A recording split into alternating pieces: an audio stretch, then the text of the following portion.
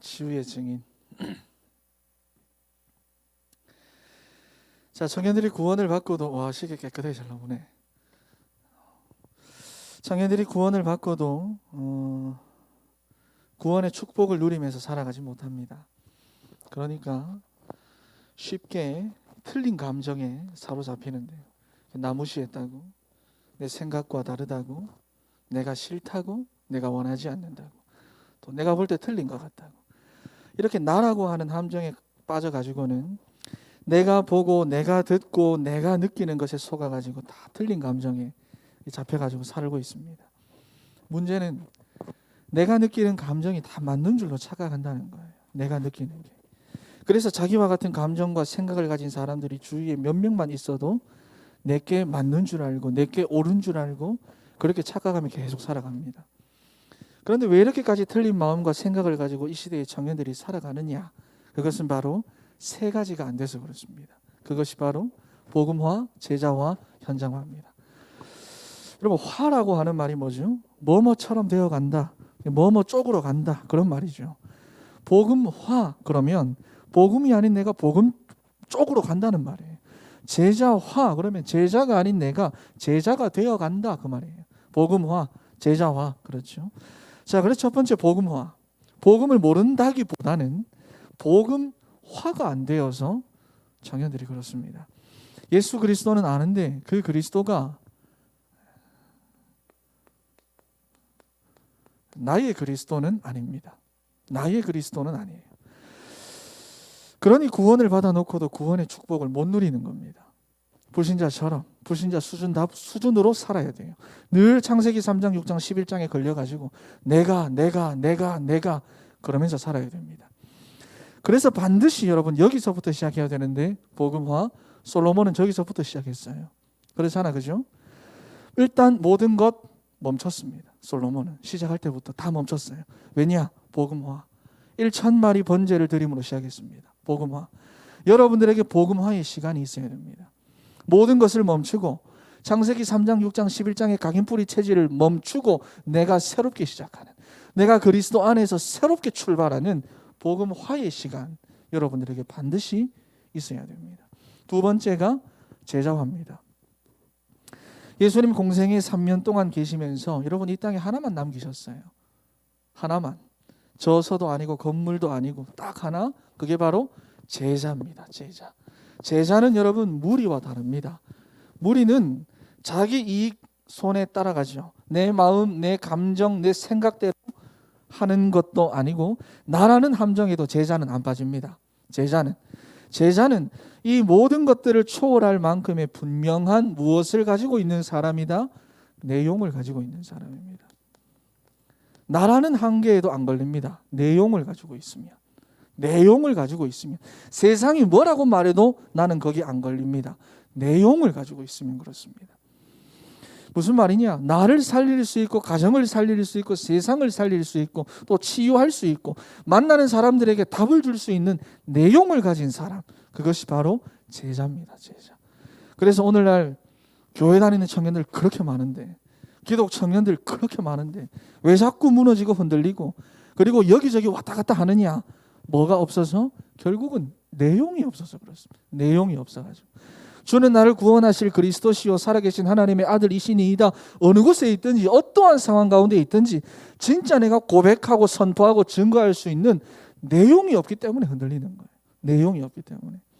그런데 솔로몬은 그 내용 가지고 있습니다. 확실하게. 왕이 될 수 없는 내가, 절대로 왕이 될 수 없는 내가 왕이 된 것은 전적인 하나님의 은혜입니다. 확실한 내용을 가지고 고백한 사람이에요. 제자화. 그리고 세 번째가 현장화입니다. 예수님 공생애 3년 동안 철저하게 어떤 중심 사역을 하셨죠? 현장 중심 사역이었습니다. 우리가 제일 안 하는 현장 중심 사역. 철저하게 예수님은 현장 중심으로 했어요.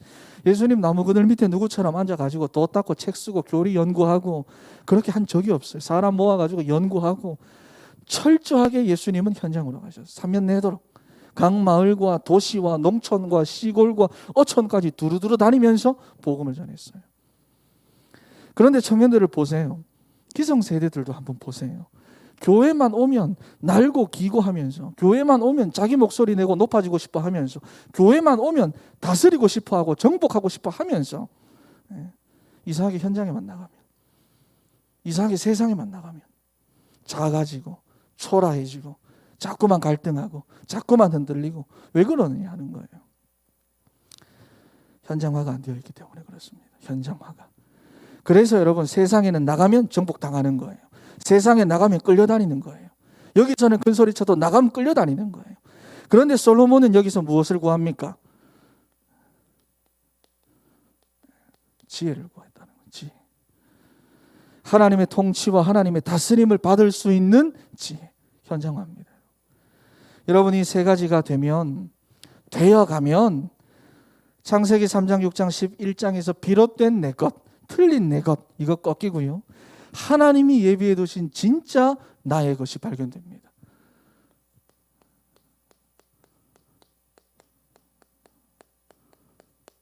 발견됩니다. 성경은 여러분 진짜 단순해요. 너무 단순한 걸 말하고 있어요. 우리가 해야 될 것, 우리가 가야 할 것, 우리가 바라봐야 할 것 언제나 정확하게 알려주세요. 마침표 찍어주세요. 근데 우리가 자꾸 내 거를 가지고 생각을 하니까, 성경은 마침표가 찍혀있는 책인데 내 거를 가지고 자꾸 보려고 하고 내 거를 가지고 생각하려고 하니까 자꾸 물음표가 생기는 거예요. 자, 여러분, 이렇게 하나님은 언제나 우리에게 당연한 것을 말씀하시는데, 당연한 거, 우리 청년들은 늘 복잡하다는 겁니다. 늘 복잡해요. 막 뭐가 복잡한지 복잡해요. 시대는 스마트 시대인데도 우리 청년들의 마음과 생각은 언제나 복잡하고 잘 정리가 되어 있지 않습니다. 특히나 공부 많이 한 사람들일수록, 좀 괜찮다고 말하는 사람들일수록 더 복잡합니다. 만나보면 나름대로 삶에 대해 고민하고 연구하고 찾아보고 잘 살아보려고 막 아둥바둥 열심히 하고 노력하는 사람들을 만나보면 비슷하죠. 생각과 마음이 복잡하다는 것을 몇 마디만 나눠보면 알 수 있습니다. 왜냐하면 당연한 게 뭔지를 몰라서 그래요. 당연한 거, 너무 당연한 거, 그거를 알면 쉽게 갈 수 있는데 당연한 그것을 모른다는 거예요. 그런데 그게 어디에 기록되어져 있느냐? 성경에만 기록하고 있습니다. 성경에만. 오직 당연한 것을 알고 당연한 것을 누리도록 성경에 기록되어 있고 우리에게 말씀하십니다. 여러분, 그래서 뭐가 중요하다? 원리가 중요한 거예요. 그래서 원리가 중요합니다. 자, 첫 번째가 창조 원리인데요. 그 종류대로 창조하시니 보기에 좋았더라. 21절에 보면, 여러분, 창세기 1장 전체를 보면 당연한 것을 하나님은 당연하게 지으셨습니다. 당연하게. 나무는 땅에, 새는 하늘에, 물고기는 물에 살도록 하나님이 처음부터 당연한 모습으로 창조하셨어요. 그런데 이 당연한 것을 여러분 복잡하게 말로 설명을 하려고 하고, 그러니까 복잡해집니다. 물고기가 왜 물에서 살아야 하느냐, 이걸 가지고 자꾸 설명하려고 하고, 이거를 가지고 연구해서 논문을 쓰려고 하니까 복잡해지는 겁니다. 이 당연한 건데 말이죠. 그냥 창조된 대로 산다, 하나님 만들어준 대로 산다, 그러면 끝나는 건데, 이걸 가지고 분석하고 연구하고 발표하고, 그게 복잡해지는 거예요. 왜 많은 청년들이 복잡하냐? 왜 많은 청년들의 고민이 많고 생각이 많으냐? 뭐를 몰라서? 원리를 몰라서 그렇습니다. 원리를 몰라서. 그리고 이 창조 원리 안에는 인간이 어떻게 살아야 하는지에 대한 사람의 원리도 적혀 있습니다. 창세기 1장 26절 28절 말씀을 보면은, 인간은 하나님의 형상을 닮은 영적인 존재 창조하셨습니다. 영적인 존재로. 인간은 하나님과 함께 살아야 됩니다. 함께 살아야 됩니다. 그래야 자유할 수 있고 충만할 수가 있습니다. 그래야 정복할 수 있고 다스릴 수가 있습니다. 그래서 이 원리대로 살면 생육, 번성, 다스림, 정복, 충만이라는 축복들이 해야 하는 게 아니라 따라 나옵니다. 따라 나와요. 그런데 청년들이 보면, 내 알아서 할게요, 이런 말 잘하거든요. 나가서 물어, 내 알아서 할게요. 내 마음이니까, 내 인생이니까. 굉장히 멋있는 것 같고 팩이 있는 것 같고, 그런 뭐 좀 멋있는 자세처럼 보이지만 뭐와 맞지 않는다? 원리와는 맞지 않습니다. 굉장히 멋있는 것 같은데 원리와는 맞지 않습니다. 그래서 청년들이 고장나는 거예요. 팩이 있고 멋있는데 결국에 가서 고장나는 거예요. 그래서 청년들이 힘든 겁니다. 내 마음이에요. 내 마음대로 살게요. 그런데 그렇게 살아봤더니 어때요?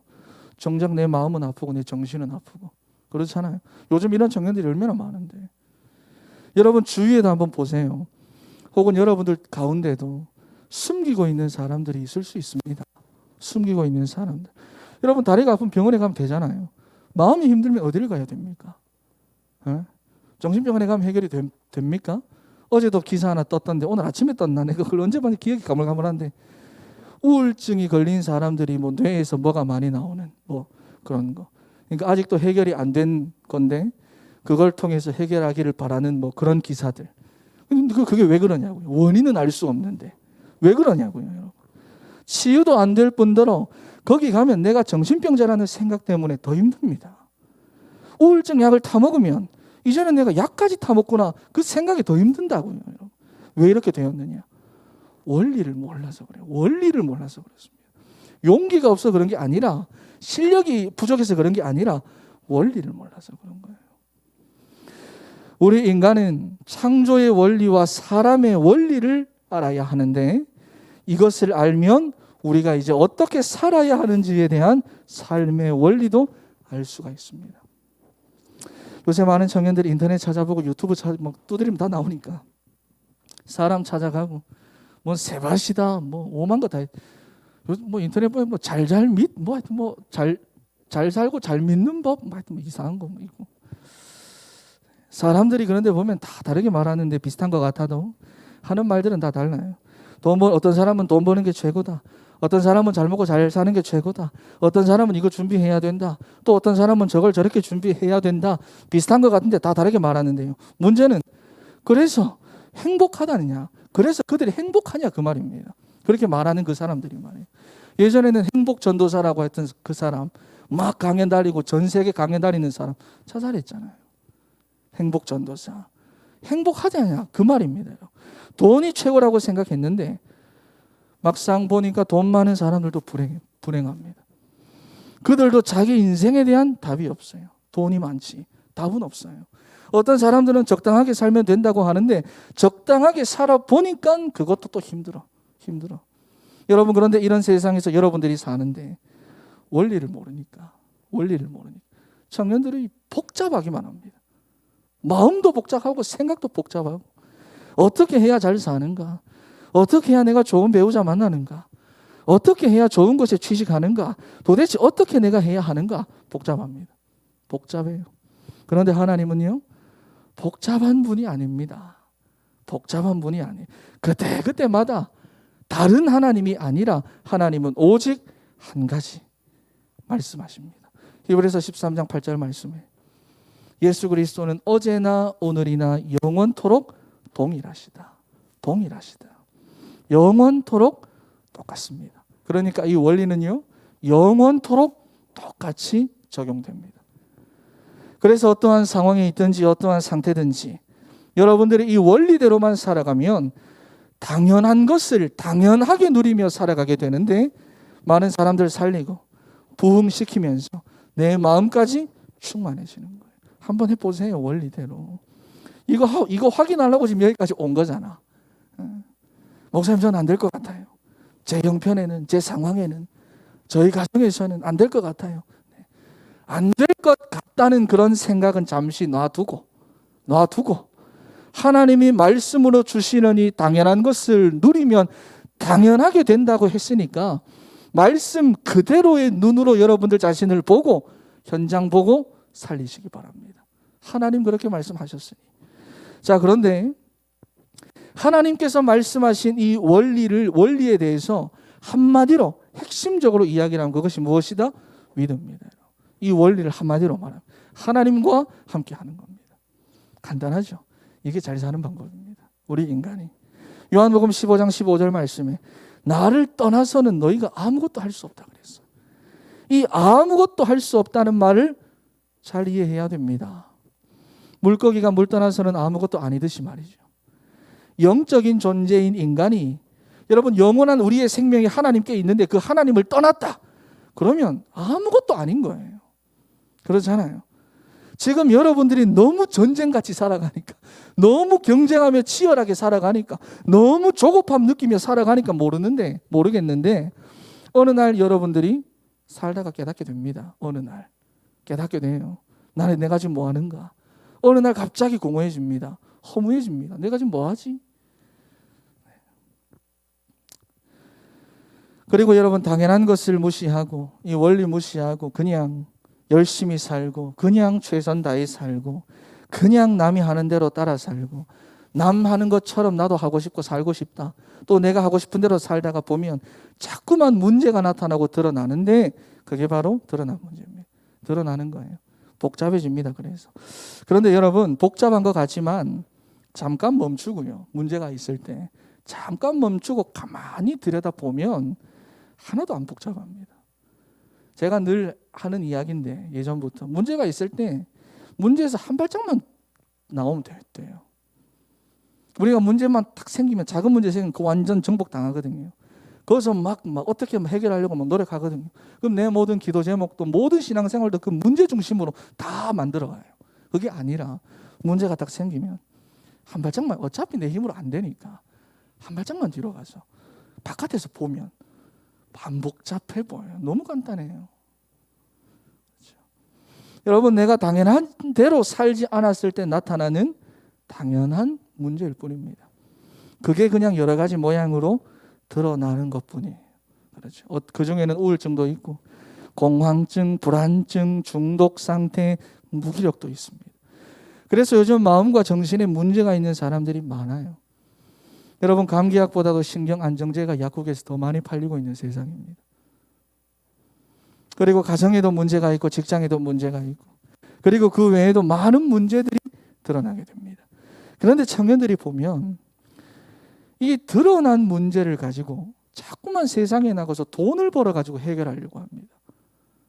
내가 원리대로 살지 않으면 내 삶 가운데 드러나게 되는 문제들이 있는데 이 드러난 문제를 어떻게 해결하려고 하느냐? 돈 벌어가지고 해결하려고, 성공해가지고 해결하려고 하고, 결혼해가지고 해결하려고 하고, 취직해가지고 해결하려고 하고. 그런데 이런 상태가 여러분, 돈 벌어가지고 해결이 되겠습니까? 예, 이런 상태가 내 하고 싶은 대로 살아서 저게 해결이 되겠느냐 그 말이에요.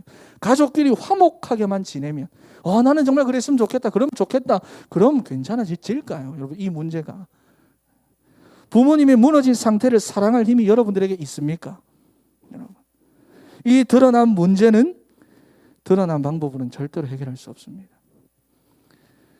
그래서 여러분, 이 위드와 함께 성경은 참된 치유와 회복을 말씀하고 있는데 그 내용이 뭐냐? 하나님은 이 시대를 치유하기 위해서, 하나님은 여러분 가정을 치유하기 위해서, 하나님은 여러분들의 미래를 치유하기 위해서 나를 부르신 겁니다. 증인으로. 여러분, 이 언약 오늘 붙잡으세요. 왜 내게 문제가 있느냐? 왜 내게 우리 가정에 문제가 있느냐? 하나님이 나를 치유의 증인으로 세우기 위함이다. 확 잡으세요. 혹시 여러분들 중에 말하지 못하는 아픔과 고통과 문제가 왔습니까? 오늘 말씀을 통해서 진짜 확신 잡으시기 바랍니다. 여러분들을 그리스도 안에서 참된 치유의 증인으로 세우시기 위해서 하나님은 여러분들 부르신 겁니다. 개인적으로 청년들 만나보면 앞에서는 다 웃고 있는데 전부 다 아파요. 이게 다 하나님 떠나서 원리에 어긋나게 살아오면서 생긴 상처들이고 문제인데 심지어 내가 아픈지도 몰라요. 그래서 보면 혼자 있을 때 다 무너집니다. 혼자 있을 때. 내 인생 왜 이렇지? 이래도 어렵고 저래도 어렵고 다른 사람들은 잘만 사는데 나는 왜 늘 이런 문제가 반복되고 어렵지? 왜 해결이 안 되지? 해결이 안 되는 게 아니라 우리가 원리대로 살 때 하나님의 방법대로 치유되는 것을 하나님은 체험하게 하시는 거예요. 그래서 오늘 이 시간 마음이 힘든 상태에서 온 청년들, 또 답답한 상태에서 온 청년들, 불안해서 잠을 설치고 있는 청년들, 문제 해결하기 위해서 온갖 방법을 다 써가면서 지쳐있는 청년들, 오늘 말씀을 통해서 치유의 증인, 이 언약을 붙잡기 바랍니다. 이제는 더 이상 나는 왜, 내 상태는 왜, 내 인생은 왜, 우리 집은 왜, 이게 아니라 내가 원리대로 살 때 하나님이 회복시키시는 것을 나는 체험하겠다. 내가 체험하겠다. 믿음으로 선포하세요. 여러분 신앙생활은 행위가 아니라 믿음으로 하는 거예요. 사람들이 당연한 것을 당연하게 안 하니까 우리가 당연한 것을 당연하게만 누리고 있으면 하나님 반드시 나를 치유하십니다. 자, 성경 속의 그렇다기들을 보면 또 오늘 94 쓰니까 엄청나게 깝깝하네. 다이어트 이번 주 실패했어.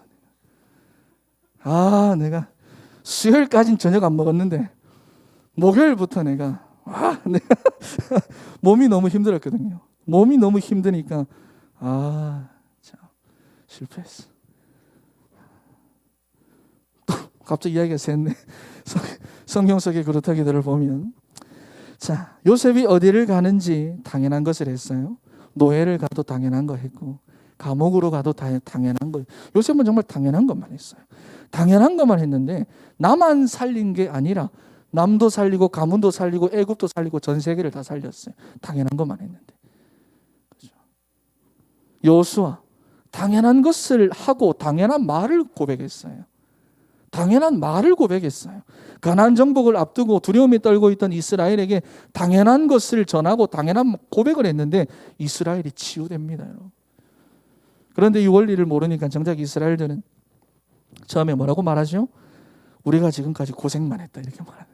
당연한 걸 못하면 나는 고생만 했다고 말하는 거예요. 나는 왜 이러냐 말하는 거예요. 사무엘입니다. 사무엘이 우상으로 흩어져 있던 이스라엘을 미스바로 모이라 하면서 언약을 회복시켰잖아요. 당연한 걸 한 거예요. 이스라엘 백성들이 당연한 거. 블레셋이 사무엘이 사는 날 동안에는 이스라엘을 공격하지 못했습니다. 당연한 걸 했더니. 바울도 있습니다. 당연한 것을 가지고 당연한 삶을 사는 바울이 빌립보에 갔더니 루디아를 살리고 귀신 들린 여종을 살려버렸어요. 그리고는 그 지역을 장악하고 있던 점술, 역사, 그 지역을 장악하고 있던 사단의 권세가 깨지는 역사가 일어났습니다. 당연한 거 하세요. 우리는 당연한 거 하면 됩니다. 직장에 가서 당연한 거 하세요. 교회에 와서 당연한 거 하세요. 가정에서 당연한 거 하세요. 문제가 있을 때 더 정신 바짝 차리고 당연한 거 하세요. 갈등이 있다? 더 바짝 차리고 당연한 거 하세요. 그러면 됩니다. 하나님의 자녀가 원리대로만 살면 당연한 언약, 당연한 성취, 당연한 응답 속에서 참 치유의 증인으로 살아가게 됩니다. 그러니 절대로 사람들의 말 부추김, 세상이 만들어 놓은 분위기 속지 마세요. 여러분들은 참 치유의 증인입니다. 결론입니다.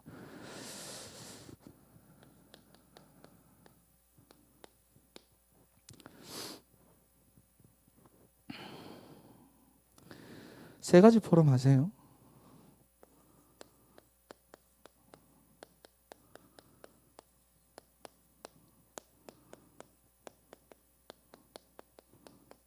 첫 번째, 말씀 포럼하세요. 많은 청년들이 보면 또 성도들을 보면 나를 포럼합니다. 나를 내가 아니라 말씀을 포럼하세요. 내 이야기 암만 해도 나는 치유 안 됩니다. 내 과거 이야기, 내 옛날 이야기, 말씀. 하나님 오늘 내게 주신 말씀. 살아계신 하나님께서, 내 아버지가 되시는 살아계신 하나님께서 오늘 내게 주시는 그 말씀. 그거 포럼하세요. 포럼하세요. 어디서 들은 거 말고, 예전에 들은 거 말고, 내 공부한 거 말고 하나님이 오늘 내게 주시는 그 말씀. 포럼하세요. 그러면 여기에 따라 뭐가 되느냐? 기도가 포럼됩니다.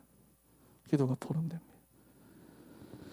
그러면 서서히 세상과는 다른 관계가 되어지고 다른 힘을 가지고 살아가게 되는 거예요. 이 포럼되지 않으면 말씀에 상처받아요. 왜냐하면 나하고 다르고 내가 걸리는 말씀 들으면 상처받아요.